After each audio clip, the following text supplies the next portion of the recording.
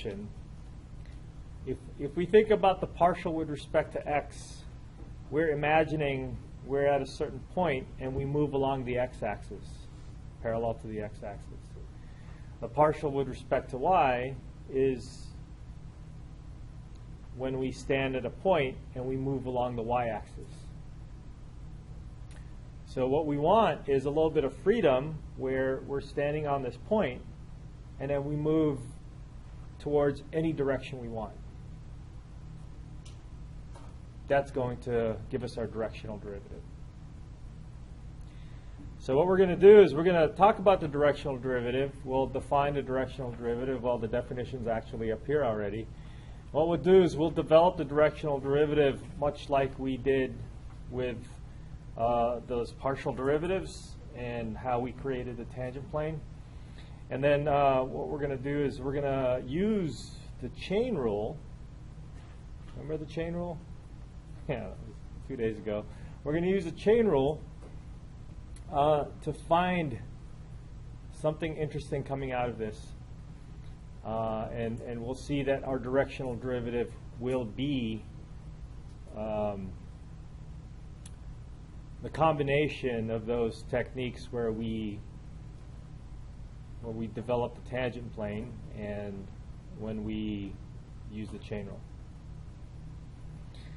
All right, this is the definition that we would hardly ever use, actually even in advanced calculus. I don't know if they necessarily, I mean, this is a good theoretical definition, but we won't use this to do any computations of anything. Okay, it is a simple limit, and you may be asked, and if you're going to be in some future math classes too, you might have to take the derivative using this definition, but we're not going to do that here. Instead, we're going to try to develop, by developing the directional derivative, we'll see if we can find another way to approach this.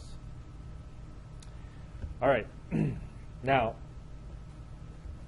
like I said, this is going to be similar to the time when we developed the tangent plane, and although we're not doing the tangent plane this time, we are doing something similar. And so we're going to have the same picture. This is I really literally took the snapshot of the tangent plane lecture and then got this graph going on again where we have a particular point A. Uh-oh. All right, they use AB here, but that's not what we're going to do. We're going to use a different vector for the direction because we're using AB as the point where we're starting. So we are at this point AB on the domain, and we have a surface. In this case, it's drawn on top, but the surface can be below or can be anywhere. We have a surface that we're dealing with. Z is equal to f of xy. It's really a function. And then we have a specific point on the plane, or not on the plane, but on the surface. I don't know if that's going to come into play, but we'll just put it there. And then now we're going to draw a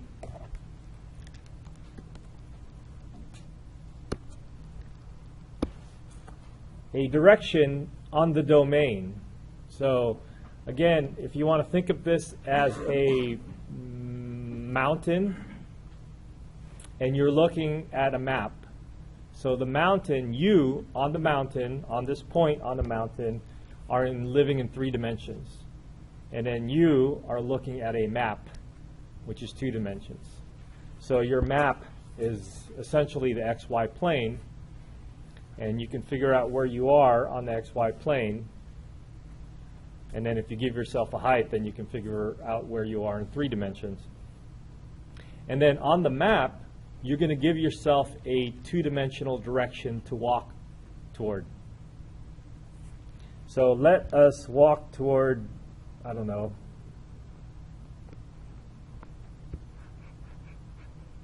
just randomly picking a direction here on the xy plane. Okay? Now, if you remember when we examined the partial with respect to x and the partial with respect to y, we cut the surface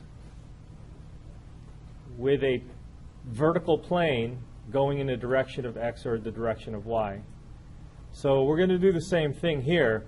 What we're going to do is we're going to cut our surface with a plane that's going in the direction that we're moving. And that is the direction. I haven't named this direction. Let's call it, I don't know, U1, U2.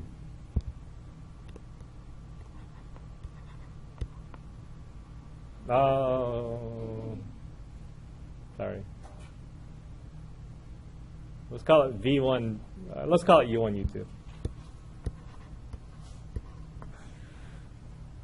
When I stopped, you guys erased, and I said, let's call it that, and you got right. All right. Now, I just drew a line there, right? But we're going to imagine that line going up and slicing the surface.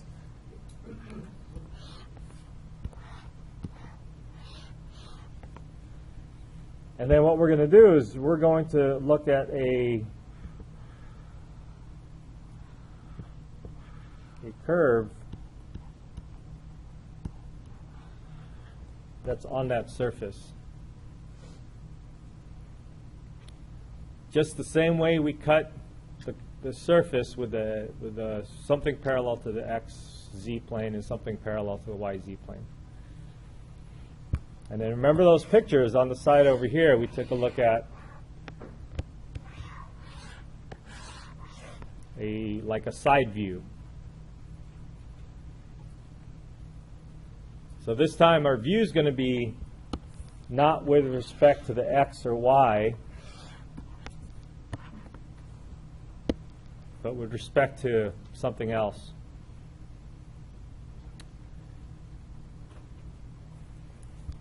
And so I can't really call this the x or I know that this is z. Z is going up and down, but I can't really call this x or y because it's just kind of like in the direction of u. Why don't we just call this u vector? So this is in the direction of u.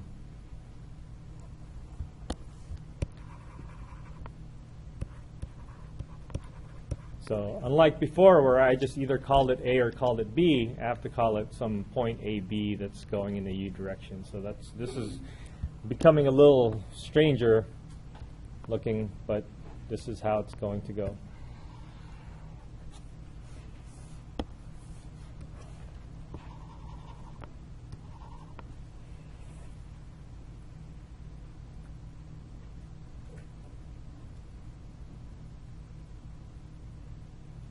Okay. So now, do you remember what we did?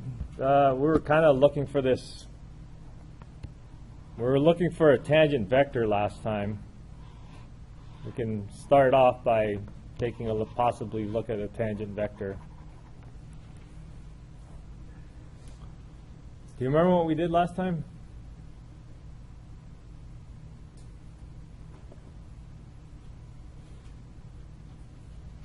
No? Okay. Was it because I said it's really not that important and you guys just kind of forgot about it? Zone out. It wasn't. But I talked about it first, and then I said at the end of class, somebody asked, do you expect us to remember all these steps? And I said, no, I just did it because I liked it and I have fun with it.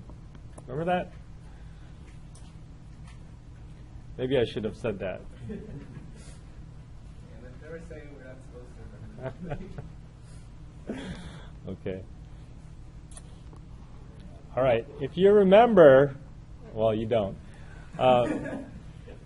Let me remind you what we did last time.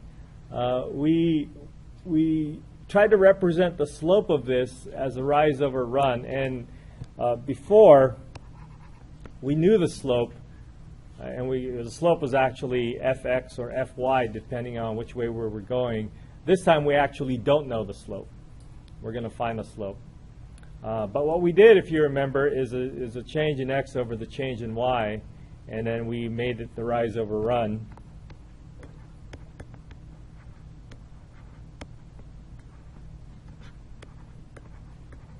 And remember what we did? We made this run equal to 1.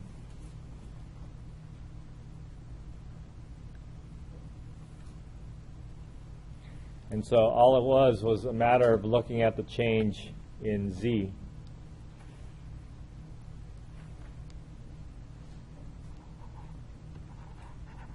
I guess I should just say m.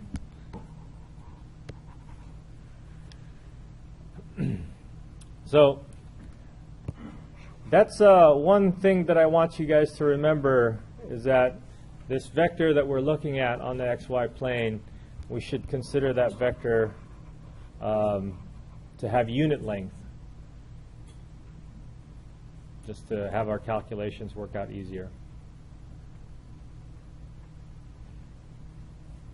Okay, and so now we're back to trying to figure out what is our slope.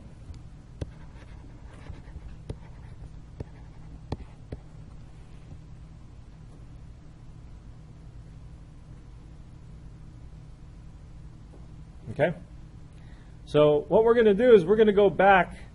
Right now it's hard to describe this curve. This is the curve that we're looking at, which is the curve, if you slice this here. And we're looking at that curve. So what we're going to do is we're going to go back to the xy plane and look at a two-dimensional curve, namely this curve over here, and try to see if we can parameterize that curve. I'm calling it a curve. It's really a line, right? It's just a line on the xy plane. So do you remember how to find an equation of a line?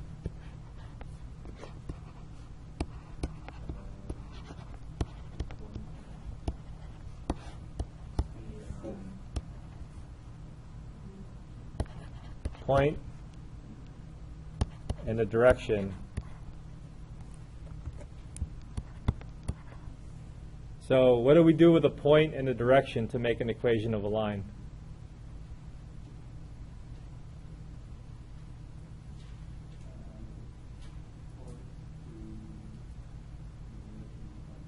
Yeah. So we got a point plus t times the direction. Okay. So our equation of this line here, L of t, this line, is going to be equal to the point, I'll just call it AB, plus t times the direction.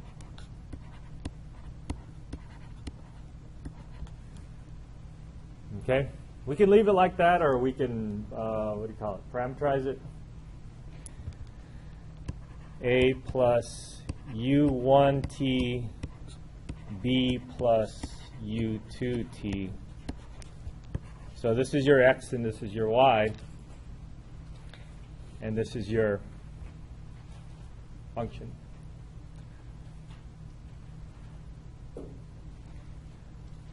Now, do you remember what happens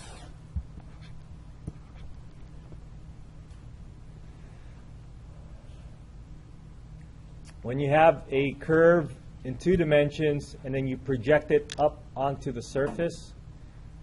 Do you remember how that goes?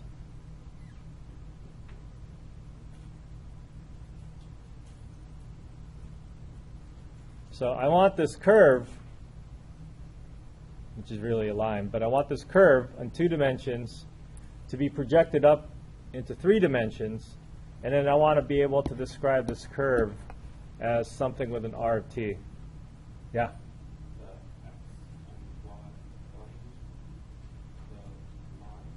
Mm-hmm.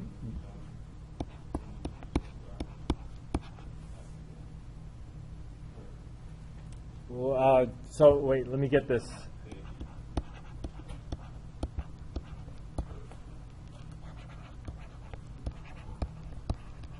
So the x and y values are the same x and y values as what's down there. If you look at it from directly on top, you'll see that it's the same x and the same y.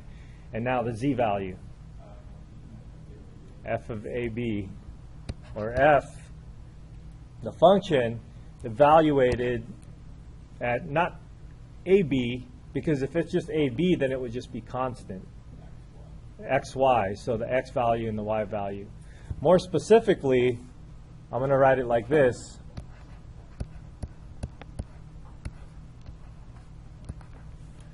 Now, minus the change in variables there, it's really just a composition of a function of two variables and a vector valued function. And in the lecture a couple days ago, we call this R of t. We have f of R of t.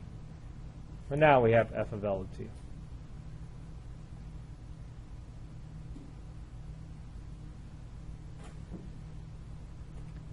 Okay so far? All right, now the derivative, the slope that we're looking for is really just the derivative of the z component. Turns out that it's really not going to matter too much what's going to happen in the derivative of the x and y, although when we take a look at it up close, we'll actually see what happens in the x and y. But let's take a look at this derivative.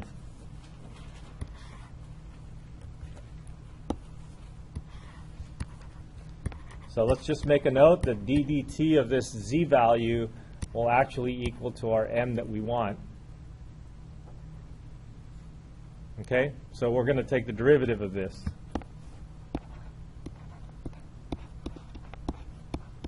And we might as well take the derivative of the whole thing. We'll see that the derivative of the first component is what? u1. And derivative of the second component is u2. The derivative of the third component. How should we do this? What was the formula? There's something with the partials. Do you remember? We could do the tree. Let's just do the tree real quick. Our f is a function of x and y. Our x is equal to a plus ut. That's a function of t. Our y is a function of t as well. So this is our tree. And so what's our first component here? Partial of df dx. So partial of f with respect to x. And then the partial of x with respect to t.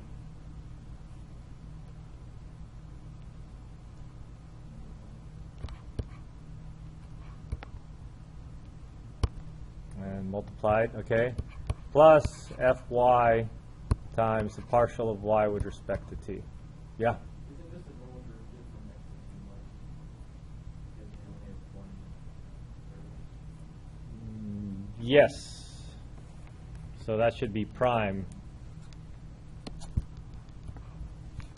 Is that good? Yeah. Or dx dt. I'm trying to shorten the notation. Getting tired of writing those d's.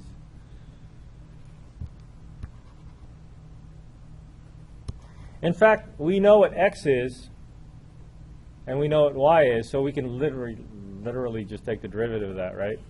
Literally. I don't even know if that was a good word to use there. Literally take the derivative of that. Do you guys use literally? Like literally or figuratively? Most of those people using it figuratively. Right, and they say literally, right? Like we are literally taking the derivative, but We are. it does sound weird. All right. So fx is the derivative of f with respect to x. And then we're at the point, let me just add on the AB business over here. That just says to evaluate at AB. Times, now let's actually take the derivative of x with respect to t. What is that?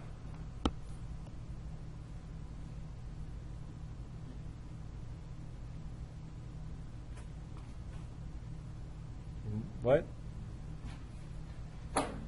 U1.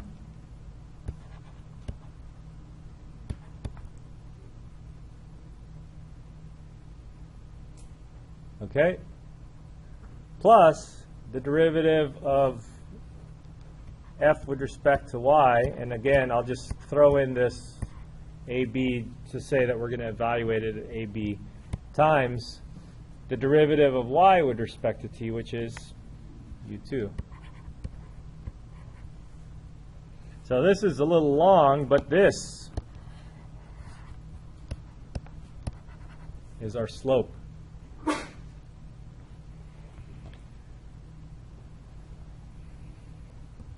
Not only that, not only do we find the slope, by the way, the slope is a scalar value, right? But we found the slope in the context of a vector. We have u1, comma u2, comma this third component. We have one number, comma another number, comma a third number. So now we actually have a vector. So not only did we find the slope, but we also found a tangent vector in the direction of u.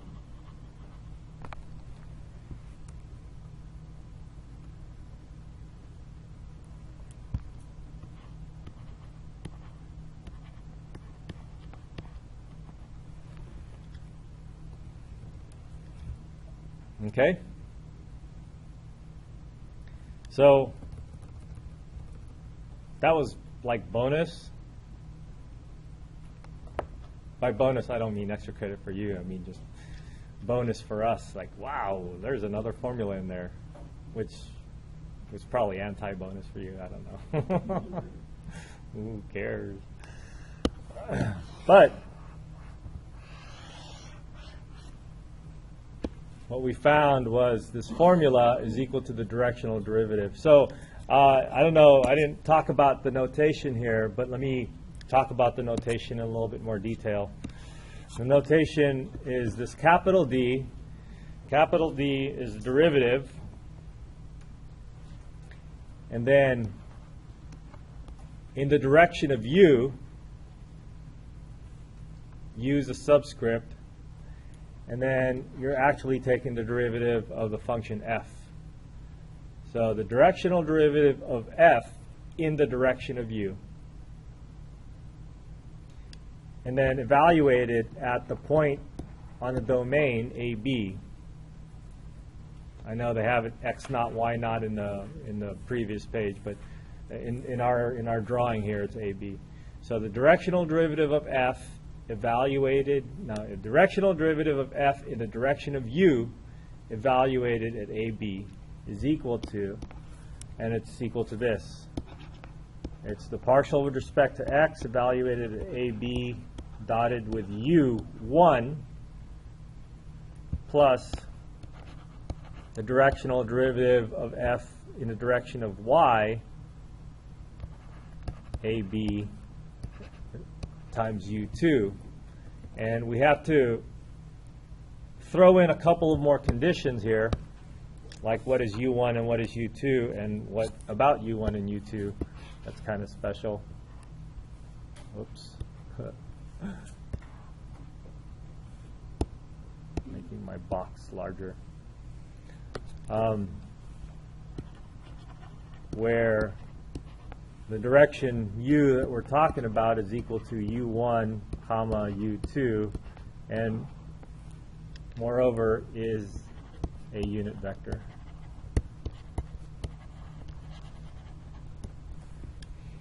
Okay, so here's the short of it, and the other stuff is the long of it. Do you need to know the other stuff? Whatever. But really, this is our grand formula. There's more to this formula, though. I'm going to do some magic with this formula. Nothing up my sleeve. Before we do the magic, let's take a look at an example. So this time I was actually prepared, and I pulled out what do you call it, the class examples. Let's do the first one up here, number 2.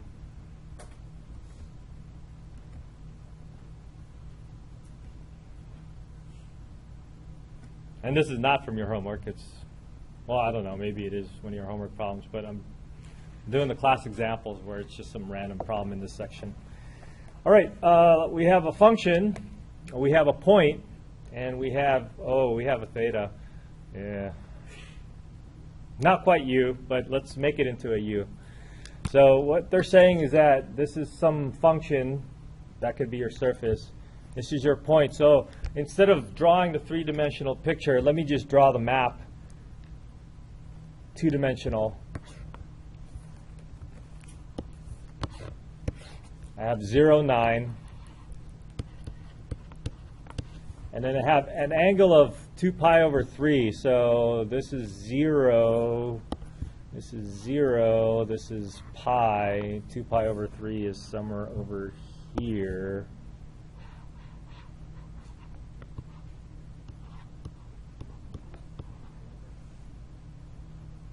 Oh, so I need to be in the, what do you call it, quadrant?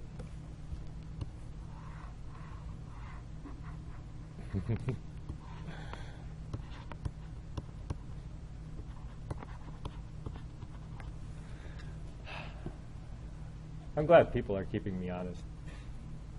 Thanks.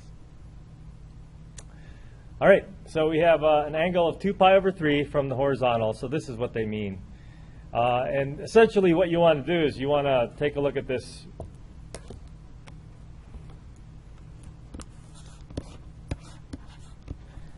Take a look at this angle, this vector. This is what you want your unit vector to be, and essentially resolve that vector and make it into a unit vector.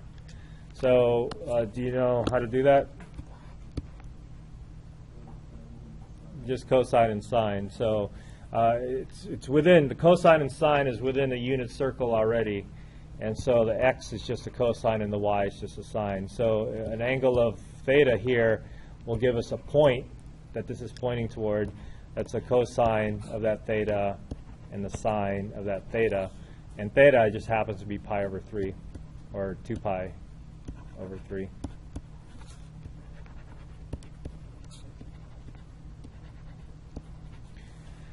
What's the cosine of 2 pi over 3?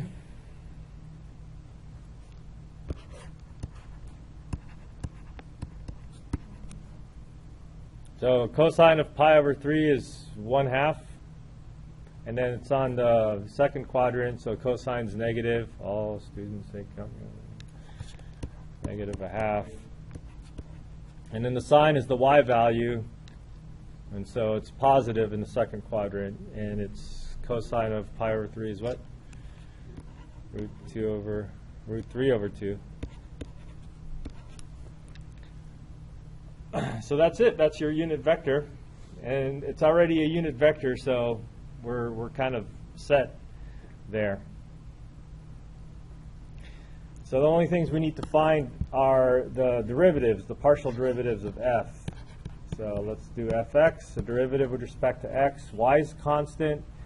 So we go 2y e to the negative x. The derivative e to the negative x is e to the negative x times the derivative of negative x, which is negative 1. And so we'll just throw a minus sign in front of that.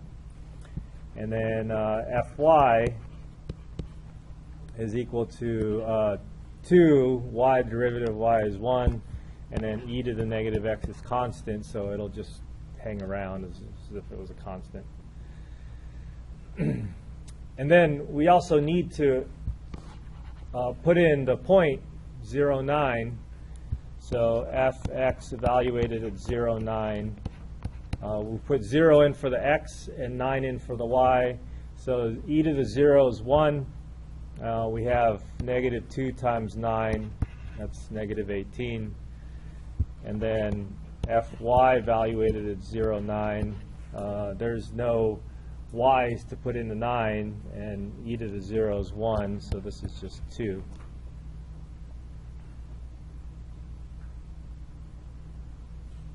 So our directional derivative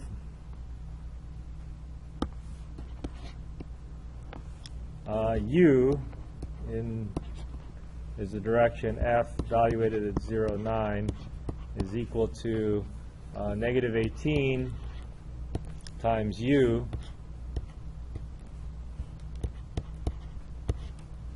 plus 2 times u2, which is root 3 over 2. So this is 9 plus root 3, which I think is the actual answer that they want you to put in instead of, punching into the calculator and getting the decimal. Let's see if we got it right.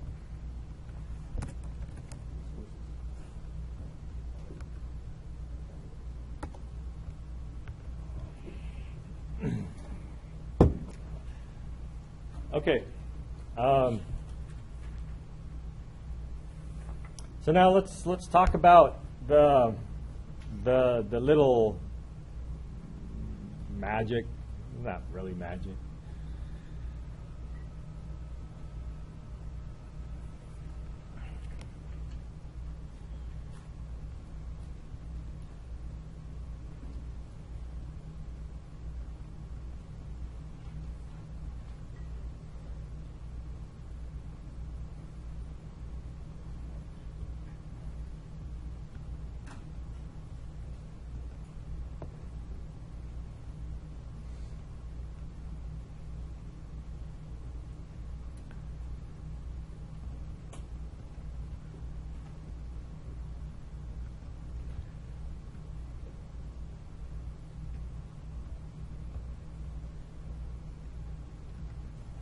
So let's take a look at this formula that we came up with.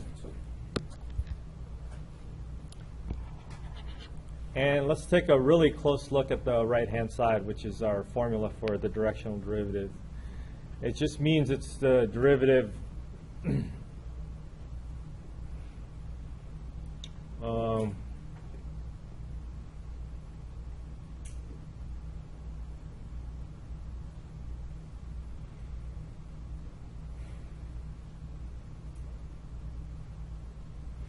so it's the derivative of f with respect to x times some a value, derivative of y with respect, or derivative of f with respect to y times some b value, where a, b happen to be a vector. That was a unit vector. Now, can you look at that carefully and imagine this written in vector form?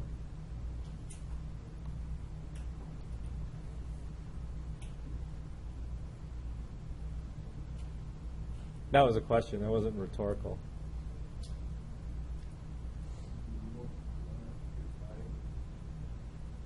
What? No, not multiplied by t. Somebody said something? Can you see that? Can you see that? You see how this looks like a dot product? You're right. You're right. You're right. Can you see that this looks like a dot product? Okay. Try to see it.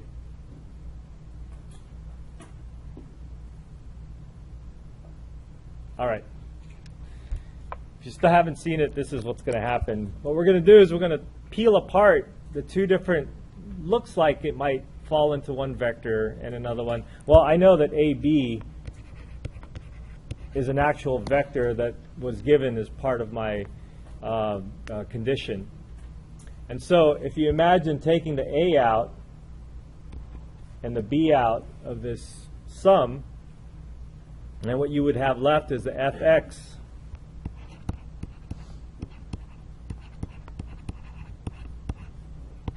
and the fy.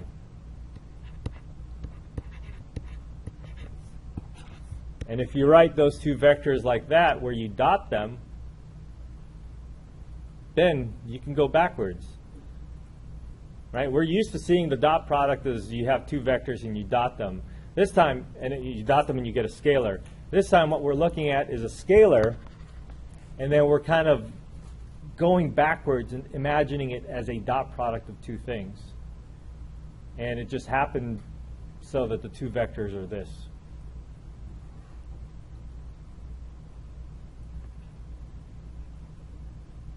Okay?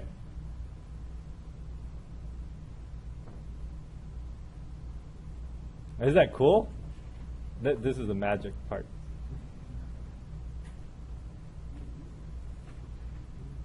What?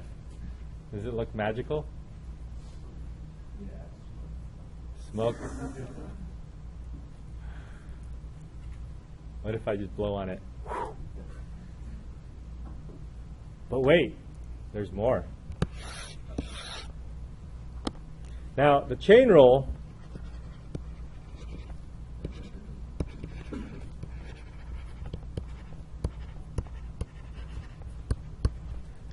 where we had a composition of a function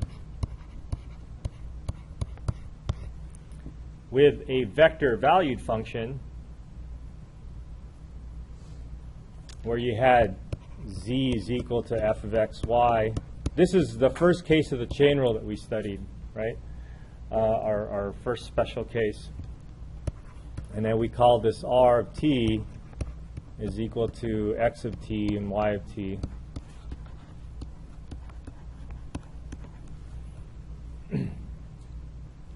And remember how we took the derivative of this and we actually got a straight d derivative.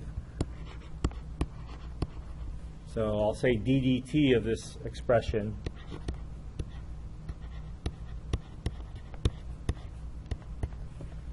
And then this happened to be equal to, if you remember, it was like fx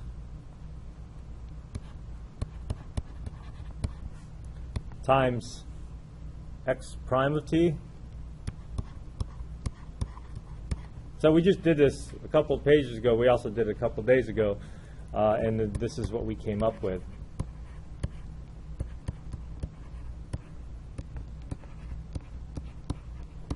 And this is actually how we came up with that formula for the directional derivative, right? So now, if you look at that carefully again, that looks like that magic trick up there, right? So let's wave our hands and say poof.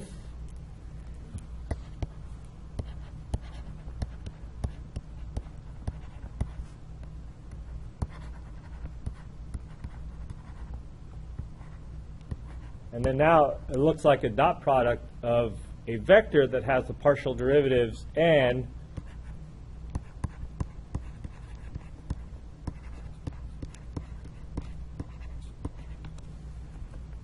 the derivatives of x and y. Now, is there a shorter way to write the derivative of x and y?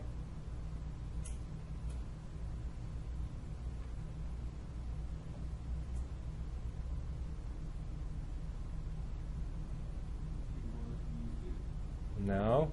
That's the special case where r is a line, but r can be anything. R could be a parabola, it could be some other weird curve.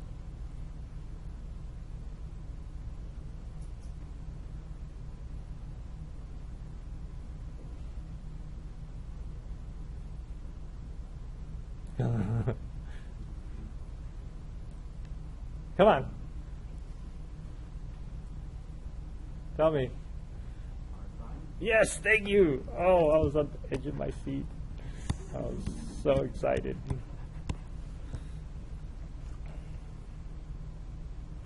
R prime. Boy, it'd really be nice if we had a formula for this.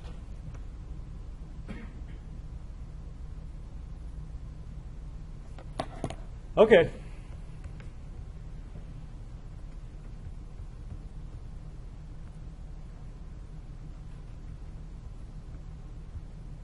We do have a formula for that.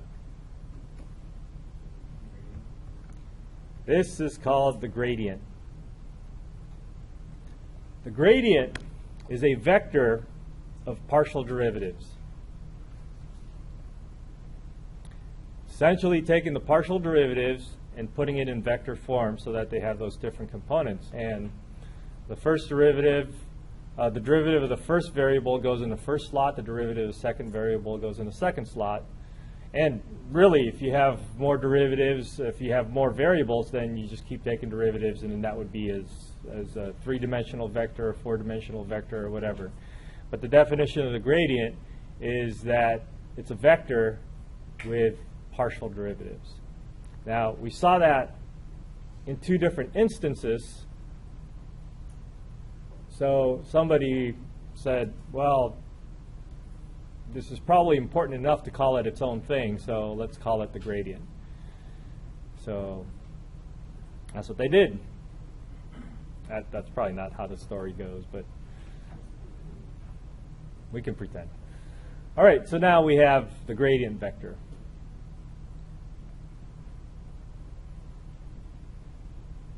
Which means we can write our directional derivative. We can redefine our directional derivative and our chain rule as follows.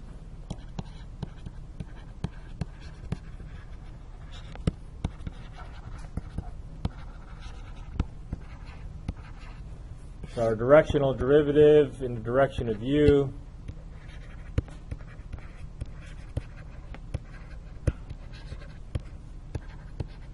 and this time I don't have to specify what u is equal to, u1, u2, it doesn't matter. It just goes du of a function evaluated at xy is going to be equal to the gradient of f, and this time we're evaluating it at xy. In some cases we might be evaluating it as something else, but now when I draw this, or when I write this, you'll see, you won't see, but in there is actually a vector with partial derivatives. And then you dot it with u. Nice.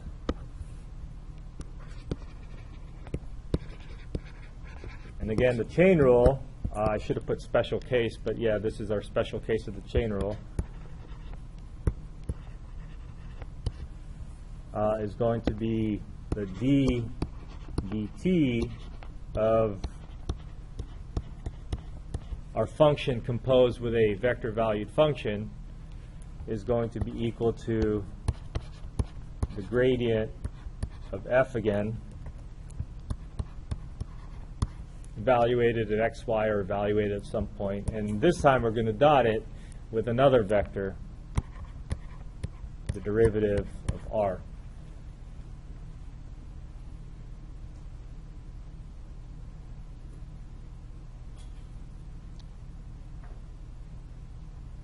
Okay.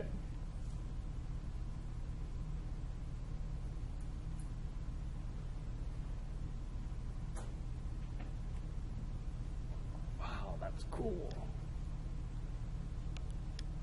So instead of messing around with those formulas that look like they were extended with some pluses and multiplication and stuff, now we can write our formulas in vector form where we just have the gradient all set up. All right, let's see if we could do another problem from your section here. It says find the gradient, evaluate the gradient, find this directional derivative. So let's do number 3.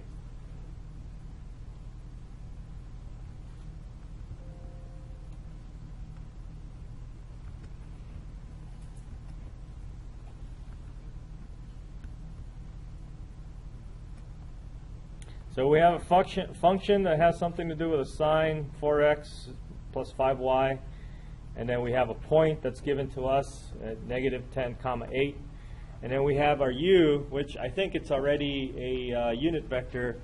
You could double check, find the magnitude to make sure absolutely sure that it's a unit vector. U is going to be root 3 over 2 comma minus 1 half, if you were to write it in the other form. So they want us to find the gradient, they want us to evaluate the gradient at a point, and then they want us to find the rate of change. So they're taking steps to get to the directional derivative. By the way, saying the rate of change is like the derivative of something, right? So this is the rate of change in the particular direction. So that should translate, hopefully, in your head as a directional derivative. All right, let's do the first one. Let's take the derivative of this with respect to, I'm just going to draw it in form already. So it's the derivative of this thing with respect to x. Derivative of sine is a cosine of the same thing. Chain rule says we have to take the derivative of the inside. The derivative of 4x plus 5y with respect to x is just 4. And then this whole thing here is your fx. And then to get our fy, we take the derivative of the sine, same sine function again, with respect to y. So that's going to be cosine of the same inside. And then chain rule says the derivative of the inside with respect to y, which is 5. So our first one is done.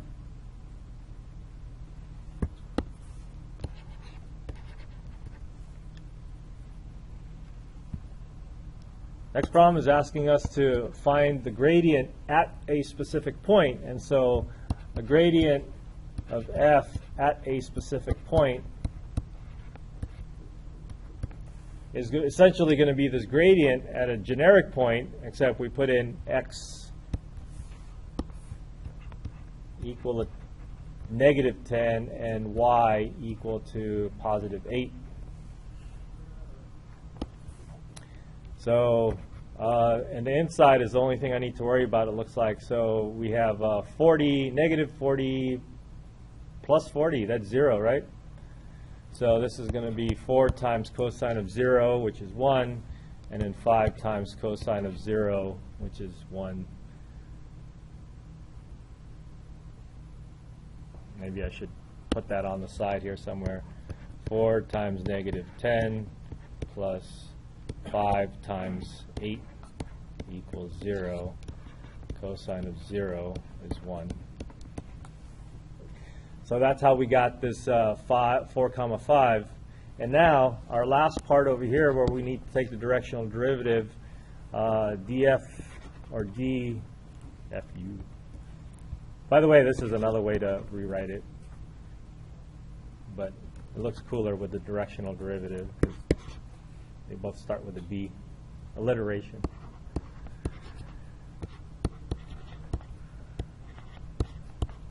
So what's this going to equal to? It's going to equal to our directional derivative evaluated at that point, which we already know is equal to 4 comma 5.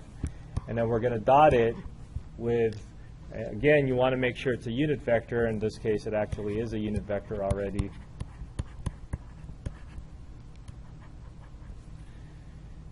And then you just perform the calculation. So this would be root 3 over 2. Call it 2 root 3 over 2. Well, just 2 root 2 minus 5 halves. Is that right?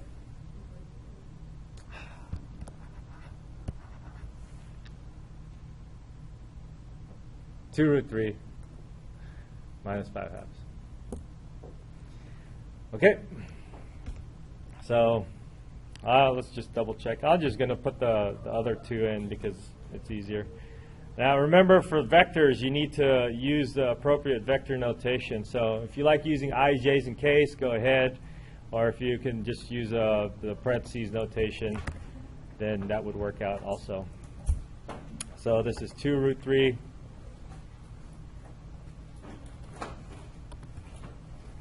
minus 5 halves.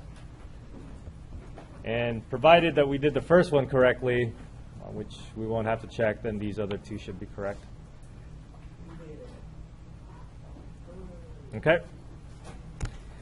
All right, so next time we're going to examine the gradient in a lot more detail. It's going to be lots and lots of fun. It'll probably be on Wednesday next week. Yes, I got it here.